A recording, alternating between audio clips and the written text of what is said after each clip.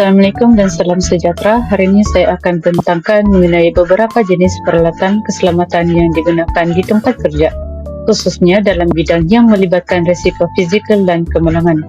Pengguna peralatan ini amat penting untuk melindungi diri, mencegah kecederaan dan memastikan keselamatan sepanjang menjalankan tugas.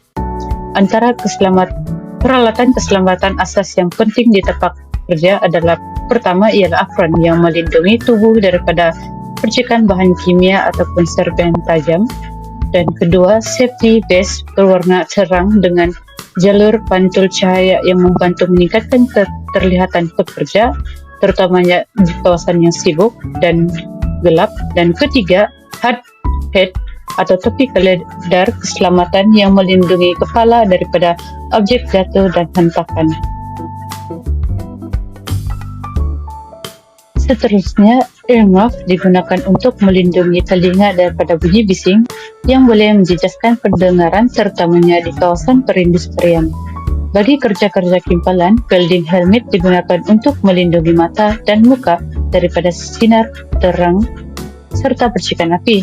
Dan untuk kerja di tempat yang tinggi, safety harness amat diperlukan bagi mengelakkan risiko jatuh dan memastikan tubuh pekerja sentiasa disokong dan terikat dengan selamat. Seterusnya saya akan menerangkan tuas kelas 1. Tuas kelas 1 ialah sejenis tuas yang fulcrumnya terletak di antara beban dengan daya. Dalam sistem ini, beban dan daya bertindak pada arah yang sama, biasanya ke bawah. Contoh alatan kelas tuas 1 ialah gunting ranting, gergaji tangan, pliers. Gunting ranting adalah alat khas untuk memangkas dahan atau ranting tanaman pokok. Gergaji tangan digunakan untuk mengerat atau membelah kayu. Pliers digunakan untuk mencengkam, memulas dan memotong wayar atau objek kecil. Seterusnya, tuas kelas kedua. Tuas kelas kedua ialah sejenis tuas di mana beban terletak di antara titik fulcrum dan daya. Dalam sistem ini, daya yang diperlukan untuk mengangkat beban adalah lebih kecil, tetapi perlu digerakkan dalam jarak yang lebih jauh. Handhole berfungsi untuk membersihkan bagian dan memudahkan proses penanaman. Alat ini sangat berguna untuk kerja yang memerlukan kawalan tepat di kawasan yang tidak terlalu luas. Handhole pula berfungsi untuk membutuhkan tanam, terutamanya di kawasan kecil. Alat ini membantu memecahkan tanah yang keras dan menjadikan kerja menanam lebih mudah. Sikel pula berfungsi untuk memotong rumput, padi, atau tanaman lain secara alami. Alat ini digunakan untuk bermain tanaman kecil dan memotong rumput sebagai makanan. Alat ini sangat berguna di kebun kecil karena memudahkan petani menuai hasil dengan mudah tanpa memerlukan mesin-mesin.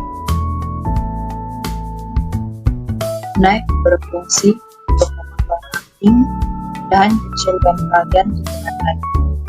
Alat ini sesuai digunakan untuk membentuk struktur pokok serta membuang bagian yang mati atau tidak diperlukan bagi memastikan tumbuhan pokok yang sehat.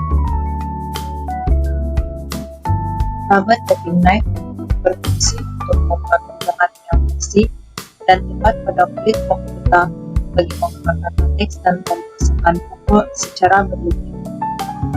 Parang pula berfungsi untuk memotong tanaman, membersihkan akar, dan memangkas dahan pokok.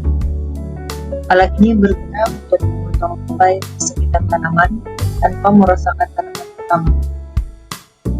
Selamat sejahtera, nama saya Adra Zona Husin.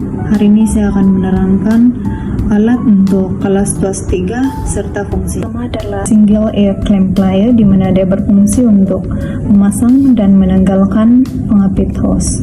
Kedua adalah wood truss, di mana dia berfungsi untuk mengasah permukaan kayu.